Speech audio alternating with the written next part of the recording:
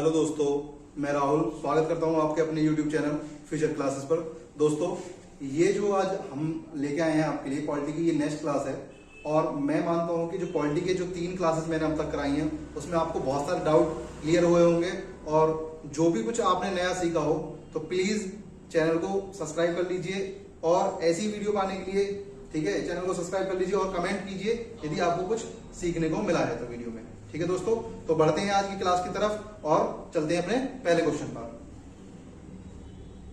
तो पहला क्वेश्चन है दोस्तों, राष्ट्रीय विधि दिवस और संविधान दिवस किस दिन मनाया जाता है? ठीक है, तो दोस्तों इसका जो आंसर है यहाँ पर, जो करेक्ट आंसर हो जाएगा, देखिए करेक्ट आंसर हमारा यहाँ पर जो हो जाएगा वो हो जाएगा आपका ऑप्शन नंबर 4 26 नवंबर। बिकॉज देखिए क्यों हो जाएगा यहाँ पर ये राइट आंसर। दोस्तों जो 26 नवंबर 1949 को क्या हुआ था आपको पता है? जो हमारा संविधान था वो बनकर तैयार हो गया था और तैयार होने के बाद में इस दिन इसको अंगीकृत कर दिया गया था। क्या कर लिया गया था? अंगीकृत। ठीक है, अंगीकृत कर लिया गया था, अंगीकृत कर लिया गया था। ठीक है, और जो कुछ आर्टिकल्स वगैरह थे उस समय इसको जो है उन आर्टिकल्स को इसमें एज इट इज चालू कर दिया गया था, मतलब उसको प्रभावी रूप से शुरू कर दिया गया था कुछ आर्टिकल्स को। और बाकी के जो भी हैं वो आपको पता ही है कि हमारा पूरा कोई तरीके से जो 26 जनवरी 1950 को हमारा जो देश है वो गणतंत्र हो गया था। ठीक है, और पूरी तरीके से जो संविधान वो लागू हो गया था इस दिन 26 जनवरी 1950 को। तो समझ में आया कि जो विधि दिवस है, जो संविधान दिवस या विधि दिवस, ठीक है, कानून दिवस, सब एक ही बात है। और वो कब मनाई जाती है? तो 26 नवंबर को मनाया जाता है प्रत्येक वर्ष। ठीक है दोस्तों, बढ़ते नेक्स्ट क्वेश्चन की तरफ। संविधान सभा में संवैधानिक सलाहकार कौन थे? B N Rau, doctor B.R. Ambedkar, doctor Jawaharlal Nehru. तो प्यारे दोस्तों, इसका जो राइट आंसर यहाँ पर हो जाएगा, आपको सबको पता है इसका जो राइट आंसर है वो राइट आंसर क्या हो जाएगा यहाँ पर? वो हो जाएगा B.N. राव। B.N. राव की फुल फॉर्म, इनका पूरा नाम आ जाएगा बेनेगल नरसिंह राव। क्या है? बेनेगल नरसिंह राव। बेनेगल नरसिंह राव इनका फुल नेम है। क्या? किसका? B.N. राव। कौन है? हमारे जो संविधान के जो है संवैधानिक सलाहकार है। ठीक है जी।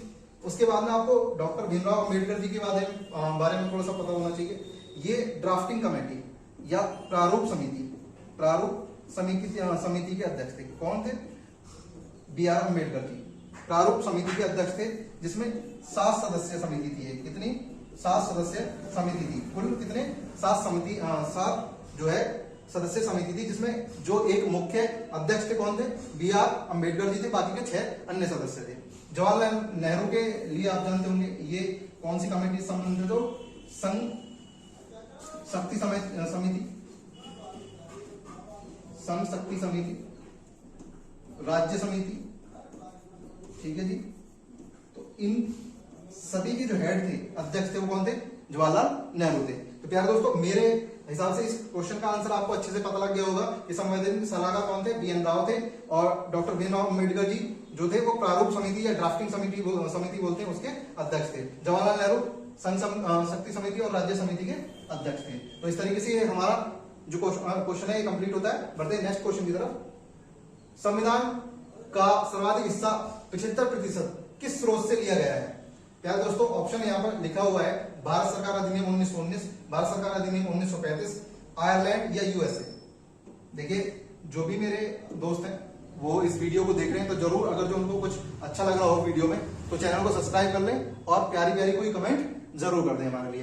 तो जैसे कि इसमें है भारत शासन अधिनियम, हमारा जो संविधान है जो लिखा गया है उसमें जो 75 जो आर्टिकल्स वगैरह हैं या फिर कुछ और अन्य जो जानकारियां हैं वो से सब कहां से ली गई हैं? वो 1935 के भारत शासन अधिनियम से ली गई हैं दोस्तों। तो हमारा यहाँ पर राइट आंसर हो जाएगा क्या? 1935 भारत शासन अधिनियम। आयरलैंड से क्या लिया गया है दोस्तों? आयरलैंड से लिए गए राज्य के नीति निर्देशक तत्व, राज्य के नीति निर्देशक तत्व। ये आपको याद रखना है कि राज्य के नीति निर्देशक तत्व, ठीक है, ये आयरलैंड से लिए गए हैं। कहां से? आयरलैंड से। अच्छा, उसके बाद में यूएसए से बहुत सारी चीजें ली गई हैं। उनमें से आपको सबसे पहले मौलिक अधिकार, क्या? मौलिक अधिकार, मौलिक अधिकार, ठीक है दोस्तों। न्यायिक पुनरावलोकन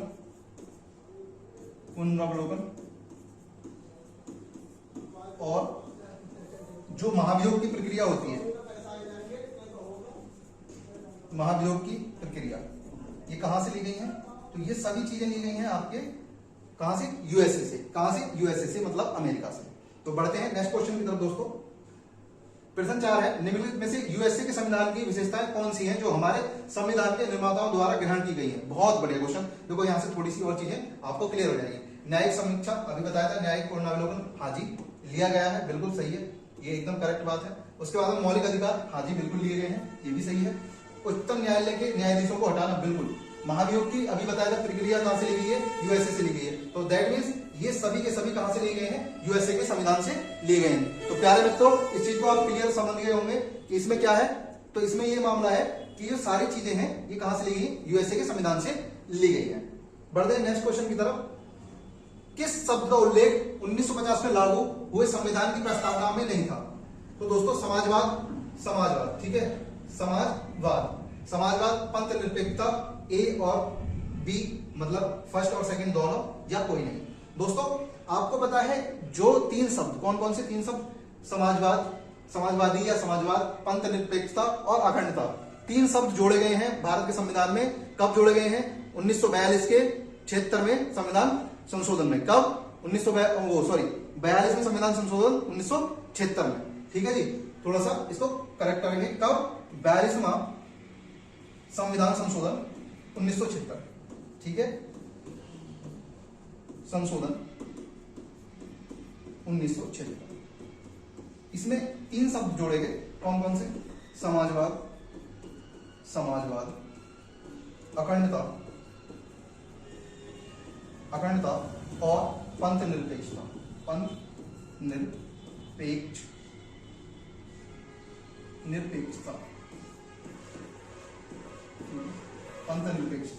ये 3 जो शब्द हैं ये जोड़े गए हैं बाद में, ठीक है, संविधान लागू होने के बाद में 42वें संविधान संशोधन 1976 द्वारा जोड़े गए हैं, ठीक है दोस्तों। तो बढ़ते हैं अपने नेक्स्ट क्वेश्चन की तरफ। हमारा नेक्स्ट क्वेश्चन है, भारतीय संविधान के किस अनुच्छेद को डॉक्टर भीमराव अंबेडकर ने भारतीय संविधान का हृदय और आत्मा कहा है? दोस्त ये बहुत बढ़िया क्वेश्चन है, बार बार रिपीटेड क्वेश्चन है, बहुत मन लगा के पढ़ना है, ठीक है। सारी चीजें मैं बहुत अच्छे से आपको जो बताने वाला हूं यहाँ पर। देखिए दोस्तों, ये क्या है? जो अनुच्छेद 32 है, इसको भीमराव अंबेडकर जी ने क्या कहा है? संवैधानिक उपचारों का अधिकार जो है इसको बोलते हैं, और ये इसको क्या बोला है? संविधान की आत्मा बोला है डॉक्टर भीमराव अंबेडकर जी ने। ये बात क्लियर हो गई। दूसरी बात ये आप जानते हैं सॉरी, आर्टिकल 356 राष्ट्रपति शासन, क्या है? राष्ट्रपति शासन, सही है। इसके बारे में थोड़ा पहले भी वीडियो में मैं डिस्कस कर चुका हूं। अनुच्छेद 14 आप जानते हैं, ठीक है। 19 में आपको पता है 19 क्या है? तो अनुच्छेद 19 है हमारा, देखिए क्या है? स्वतंत्रता का अधिकार, स्वतंत्रता का अधिकार,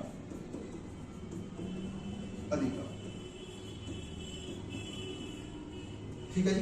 तो ये आप यहां पर हमारा राइट आंसर तो हो जाएगा आर्टिकल 32, लेकिन 19 का भी पता होना चाहिए, स्वतंत्रता का अधिकार आता है 19 में, ठीक है। अनुच्छेद 356 राष्ट्रपति शासन, और 14 में आपको पता है क्या है? तो 14 में हमने पिछली वीडियो में भी देखा था कि जो लिंग भेद के आधार पर जो है कोई भी राज्य, ठीक है, किसी व्यक्ति के साथ में क्या है? विभेद नहीं कर सकता है। तो ये आर्टिकल 14 है, ठीक है, क्लियर है। तो विधि के समक्ष इसको समानता बोल सकते हैं, ठीक है, विधि के समक्ष समानता, विधि के समक्ष समानता, ठीक है, इसको आप इस तरीके से जान सकते हैं। ओके, तो बढ़ते हैं नेक्स्ट क्वेश्चन की तरफ। हमारा नेक्स्ट क्वेश्चन क्या है? मोरारजी देसाई सरकार के द्वारा पारित 44वां संशोधन के अंतर्गत कौन सा विधिक कानूनी अधिकार बनाया गया था? देखिए दोस्तों, शिक्षा का अधिकार, संपत्ति का अधिकार, न्यायिक उपचार का अधिकार या काम का अधिकार? वेरी गुड, बहुत बढ़िया क्वेश्चन है। तो दोस्तों इसका जो राइट आंसर हो जाएगा ना, वो हो जाएगा संपत्ति का अधिकार, ठीक है। ये कहां पहुंचा दिया है? 300 के में पहुंचा दिया है। और इसको जो है, जो पहला मौलिक अधिकार था संपत्ति का अधिकार, उसको जो है विधिक अधिकार बोले तो कानूनी अधिकार बना दिया है 44वें संविधान संशोधन के तहत। कब आया था ये 44वां संविधान संशोधन? तो ये आया था 1978। क्लियर है भाई? 44वां 1978 में और 42वां संविधान संशोधन वो आपका 1976 में। बढ़ते हैं नेक्स्ट क्वेश्चन की तरफ। प्रेस की स्वतंत्रता और सूचना का अधिकार भारतीय संविधान के किस अनुच्छेद में मिलता है? तो भैया आपको पता है अनुच्छेद 21 क्या बोलता है? दैहिक स्वतंत्रता। दैहिक स्वतंत्रता, दैहिक स्वतंत्रता किस में आती है? ठीक है, ये आती है आर्टिकल 21 में। समान अवसर की स्वतंत्रता, ये क्या है? आर्टिकल 16 में। ठीक है, जो नौकरी वगैरह में जो समान रूप से आपको अधिकार दिए गए हैं, ठीक है, वो आर्टिकल 16 में। क्लियर? उसके बाद में 19 में, 19 जो है यहां पर आपके क्वेश्चन का राइट आंसर हो जाएगा कि सूचना का अधिकार, क्योंकि इसमें क्या है सारी तरीके की जो सूचना, मेनली स्वतंत्रता का अधिकार इसी में ही आता है। जो वाक अभिव्यक्ति की स्वतंत्रता भी बोल सकते हैं, वाक अभिव्यक्ति की स्वतंत्रता भी बोल सकते हैं इसको। तो ये किस में आती है? आर्टिकल 19 में आती है। ठीक है, आर्टिकल 14 के बारे में, 14 के बारे में हम पहले भी डिस्कशन कर चुके हैं। तो बढ़ते हैं नेक्स्ट क्वेश्चन की तरफ दोस्तों। संविधान में मौलिक कर्तव्य किस संशोधन द्वारा जोड़े गए? 40वां, 42वां, 44वां या 45वां? तो दोस्तों इसका जो राइट आंसर हो जाएगा हमारा, वो हो जाएगा यहां पर ऑप्शन नंबर बी, 42वां संविधान संशोधन। ठीक है, 1976। ये 1976 में जो संविधान संशोधन हुआ है 42वां, उसके तहत मौलिक कर्तव्य जोड़े गए हैं। भैया मौलिक कर्तव्य लिए कहां से गए हैं? तो मौलिक कर्तव्य लिए गए हैं रूस से। ठीक है, रूस से लिए गए हैं। कहां से? रूस से ग्रांट लिए गए हैं। किस समिति की अनुशंसा पर जोड़े गए हैं? तो स्वर्ण सिंह समिति। क्या? स्वर्ण सिंह समिति की अनुशंसा पर जोड़े गए हैं। स्वर्ण सिंह समिति की अनुशंसा पर जोड़े गए हैं क्या? मौलिक कर्तव्य। तो आई थिंक मेरे हिसाब से सारी चीजें क्लियर हो गई हैं। मौलिक कर्तव्य कहां से लिए गए? रूस से लिए गए हैं। कब जोड़े गए हैं? 42वें संविधान संशोधन 1976 के द्वारा जोड़े गए हैं। और किस समिति की अनुशंसा पर जोड़े गए हैं? तो स्वर्ण सिंह समिति की अनुशंसा पर जोड़े गए। क्लियर? बढ़ते हैं नेक्स्ट क्वेश्चन की तरफ। संसद में अपनी सदस्यता गंवा देगा यदि वह सत्रों से निरंतर अनुपस्थित रहता है। मतलब यदि वो सत्र जो होते हैं लोकसभा के या राज्यसभा के, यदि कोई भी सांसद होता है और वो लगातार कितने दिनों तक मतलब एब्सेंट रहेगा तो उसकी सदस्यता खत्म हो जाएगी। ये क्वेश्चन में पूछा है। 45 दिन, ऑप्शन बी 60 दिन, ऑप्शन सी है 90 दिन या ऑप्शन डी है 365 दिन।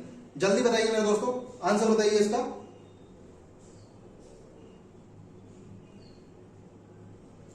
तो मेरे भाई बहनों ने सबने आंसर कर दिया होगा। इसका जो राइट आंसर हो जाएगा यहाँ पर हो जाएगा 60 दिन। यदि कोई भी सांसद जो है 60 दिन तक, कोई भी जो सांसद है वो 60 दिन तक, यदि सत्रों के बीच में जो सत्र होते हैं, बैठक होती है, बैठकों में यदि 60 दिन से बिना किसी जानकारी के, ठीक है, बिना किसी पूर्व अनुमति के यदि वो एब्सेंट होता है 60 दिन तक, तो उसकी सीट को रिक्त मान लिया जाएगा। और ये होता कैसे है? तो भैया ये होता है 101 आर्टिकल 101 के भाग 4 में ये चीज की व्यवस्था की गई है कि यदि कोई सांसद है और वो लगातार बैठकों में सम्मिलित नहीं होता है बिना किसी पहले जानकारी के, तो उसकी जो सीट है उसको रिक्त मान लिया जाएगा। ठीक है मेरे भाई, समझ गए ना? 101 आर्टिकल 101 के भाग 4 में ये व्यवस्था की गई है। तो आप आर्टिकल 101 और उसके भाग 4 में यह व्यवस्था की गई है कि यदि 60 दिन तक लगातार एब्सेंट तो उसकी सीट को रिक्त मान लिया जाएगा। ठीक है दोस्तों, चलते हैं नेक्स्ट क्वेश्चन की तरफ। लोक लेखा समिति में कितने सदस्य होते हैं? भैया मेरे ऑप्शन है 15, 22 और ये आपका 25, 30। तो फटाफट से जवाब दे दीजिए, इसका आंसर क्या होगा? ठीक है, इसका आंसर क्या होगा बताइए। तो इसका आंसर यहां पर हो जाएगा, एकदम राइट आंसर जो हो जाएगा वो हो जाएगा यहां पर क्या? 22 सदस्य। कितने? 22 सदस्य, जिनमें से देखिए आपको मैं बता दूं, लोक लेखा समिति ना जो आपकी कैग होती है, कैग का ही थोड़ा काम, ठीक है, कैग का ही काम एक तरीके से जो है आसान करने के लिए इस कमेटी का गठन किया जाता है। और ये ऑडिट करती है जो लोकसभा के खर्चे वगैरह होते हैं, ठीक है, उनका ऑडिट करती है लोक लेखा समिति। और इसमें जो है 15 जो सदस्य होते हैं, 15 सदस्य वो लोकसभा से और 7 सदस्य प्लस 7 सदस्य राज्यसभा से लिए जाते हैं। कहां से? राज्यसभा से। क्लियर? ठीक है, तो ये आपको समझ में आ गया होगा मैं क्या कहना चाह रहा हूं कि इसके जो 22 में से 15 सदस्य लोकसभा से और 7 सदस्य राज्यसभा से लिए जाते हैं। सही है, कोई दिक्कत? आपको समझ में आ गया होगा बिल्कुल। हाँ जी, तो इसको ना ये लोक लेखा समिति है, इसको एक अन्य नाम से जाना जाता है। तो इसकी जो प्राक्कलन एक समिति और होती है, प्राक्कलन समिति की जुड़वां बहन, प्राक्कलन समिति की जुड़वां बहन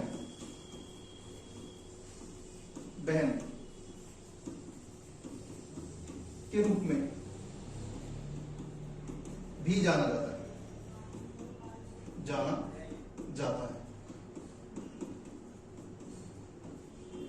प्राक्कलन समिति की जुड़वां बहन के रूप में भी लोक लेखा समिति को जाना जाता है। 22 सदस्य होते हैं, 15 लोकसभा से और 7 राज्यसभा से।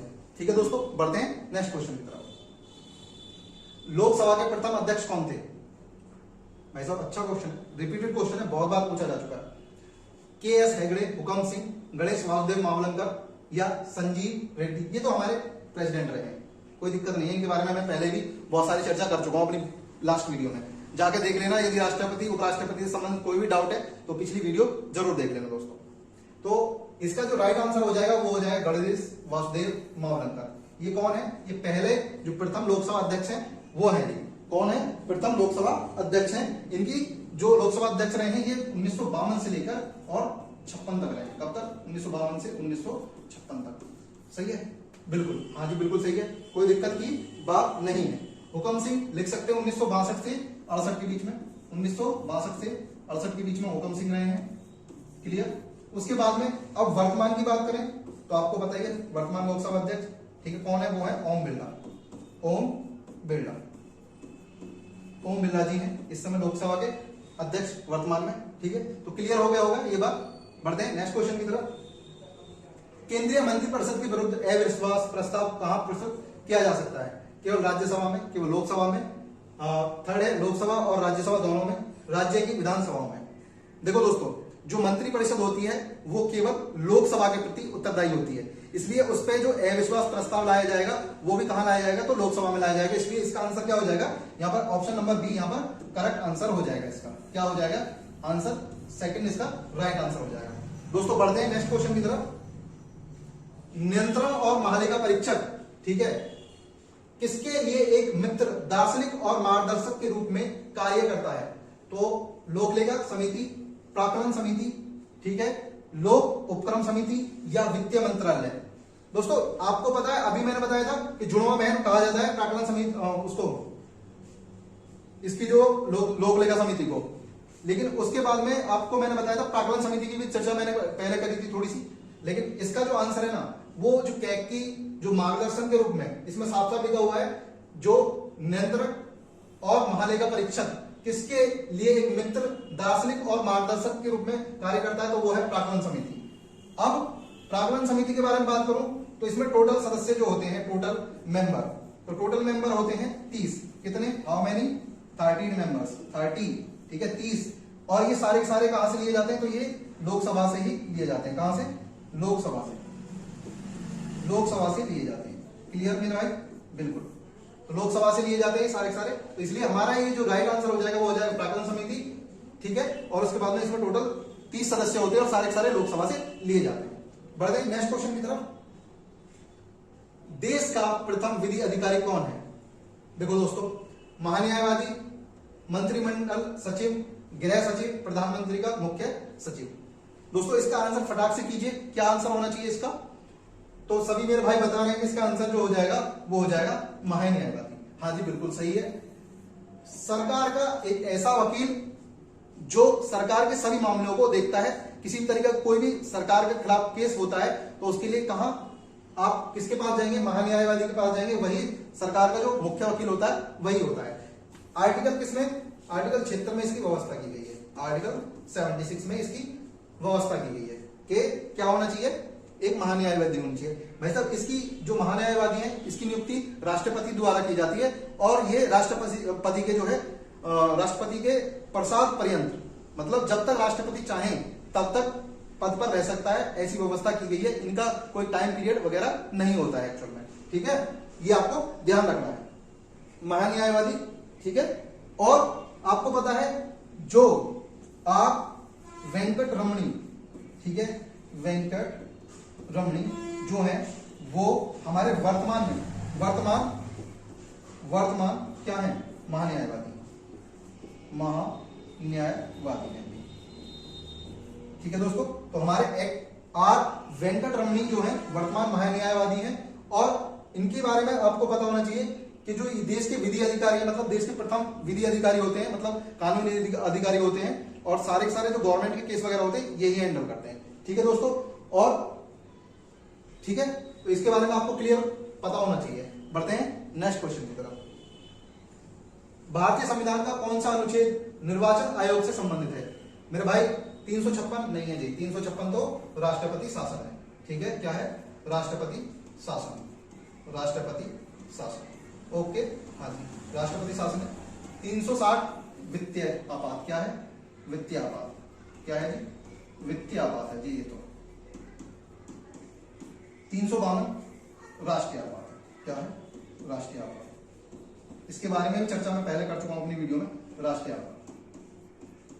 और आर्टिकल जो 324 है ये क्या है? ये भैया यही तो आपका सही जवाब है। क्या है? यही सही जवाब है कि अनुच्छेद 324 किससे संबंधित है? तो ये है निर्वाचन आयोग से। क्या है? निर्वाचन आयोग से संबंधित है। क्लियर? तो इस तरीके से हमारा जो राइट आंसर हो जाएगा वो हो जाएगा आर्टिकल 324। बढ़ते हैं नेक्स्ट क्वेश्चन की तरफ। भारत में पहले चुनाव आयुक्त थे, भैया इसका आंसर किसको नहीं पता? इसका तो आंसर बच्चे को पता होगा। देखिए इसका आंसर बच्चे को पता है। क्यों पता है? बिल्कुल, इसका आंसर जो हो जाएगा वो हो जाएगा डॉक्टर सुकुमार सेन। डॉक्टर सुकुमार सेन यहाँ पर राइट आंसर हो जाएगा। प्रथम जो भारत के पहले चुनाव आयुक्त कौन थे? तो सुकुमार सेन थे जी। बिल्कुल कोई दिक्कत की बात नहीं है। इनका जो कार्यकाल था वो 1950 से और 1958 तक रहा है। आपको पता होना चाहिए 1950 से 58 तक। और इनकी जो सैलरी होती है वो कितनी होती है? भैया कोई बताएगा क्या? सैलरी होती है, सैलरी कितनी होती है? तो सैलरी भैया 2.5 लाख रुपए होती है। कितनी होती है? 2.5 लाख रुपए होती है। ये आप याद रख लेंगे। ठीक है, 2.5 लाख रुपए होती है, ये आप याद रख लेंगे। बढ़ते हैं नेक्स्ट क्वेश्चन की तरफ दोस्तों। नेक्स्ट क्वेश्चन है योजना आयोग की स्थापना किस वर्ष की गई थी?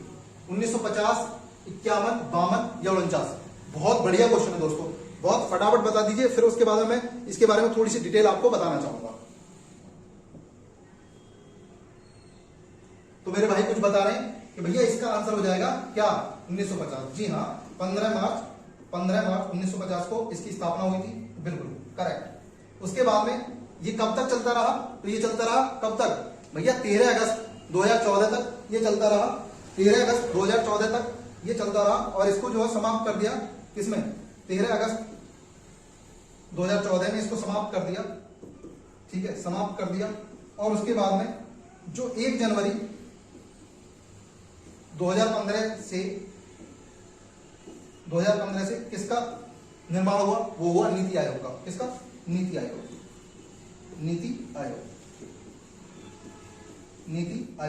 आयोग की स्थापना कब हुई है? तो 1 जनवरी 2015 को। किसके स्थान पर हुई है? योजना आयोग के स्थान पर हुई है। योजना आयोग के प्रथम जो अध्यक्ष पूछे जाते हैं बहुत बार, तो जो इसके प्रधानमंत्री थे उस टाइम के, तो वही उनके प्रथम अध्यक्ष भी थे। तो उस टाइम पर कौन प्रधानमंत्री थे? जवाहरलाल नेहरू जी। तो वही हमारे प्रथम अध्यक्ष भी थे। ठीक है, तो नीति आयोग बना है किसके स्थान पर? तो वो बना है योजना आयोग के स्थान पर। ठीक है दोस्तों, तो बढ़ते हैं नेक्स्ट क्वेश्चन की तरफ। संघ लोक सेवा आयोग के सदस्यों का पद का कार्यकाल होता है 3 वर्ष का, 58 वर्ष की आयु प्राप्त करने तक, 5 वर्ष या 60 वर्ष की आयु प्राप्त करने तक, 6 वर्ष या 65 आयु प्राप्त करने तक, या 6 वर्ष। दोस्त मेरे ये आंसर यहाँ पर ना बिल्कुल एकदम राइट हो जाएगा। कौन सा आंसर राइट हो जाएगा? ऑप्शन नंबर सी, 6 वर्ष या 65 वर्ष की आयु प्राप्त करने तक। जो भी पहले हो जाएगा उसी पर, या तो वो 6 वर्ष कंप्लीट कर ले या 65 वर्ष की आयु उनकी हो जाए तो वो रिटायरमेंट हो जाता है। ठीक है, लोक सेवा आयोग। बढ़ते हैं नेक्स्ट क्वेश्चन की तरफ। सूचना का अधिकार कब लागू हुआ? भाई बहुत बढ़िया, आरटीआई कब से लागू हुआ है? आपको पता है आरटीआई लगा देते हैं ना बहुत सारे लोग, कोई भी परेशानी वगैरह होती है या आप किसी विभाग की किसी जानकारी को प्राप्त करना चाहते हैं, किसी व्यक्ति से कोई जानकारी प्राप्त करना चाहते हैं, तो आप सूचना का अधिकार, ठीक है, राइट टू इन्फॉर्मेशन के तहत आप उससे जवाब मांग सकते हैं। तो आपको पता होना चाहिए कब लागू हुआ है। तो आप बताइए, फटाक से बताइए। तो मेरे भाई आरटीआई जो लागू हुआ है ना, आरटीआई जो लागू हुआ है वो हुआ 12 अक्टूबर 2005 से। कब से? 12 अक्टूबर 2005 से आरटीआई लागू हुआ है। तो आप सूचना का अधिकार के तहत आप जानते हैं ना, कोई भी व्यक्ति को अगर कोई परेशानी होती है तो आप उस डिपार्टमेंट से, ठीक है, वहां पर किसी व्यक्ति के से मतलब अपनी जानकारी को मांग सकते हैं। ठीक है जी, ओके, बढ़ते हैं नेक्स्ट क्वेश्चन की तरफ। राष्ट्रीय मानव अधिकार का गठन किस वर्ष किया गया? 1951, 93, 65 या 90? मेरे दोस्त बताओ जल्दी से इसका आंसर, इसका आंसर बताओ जी।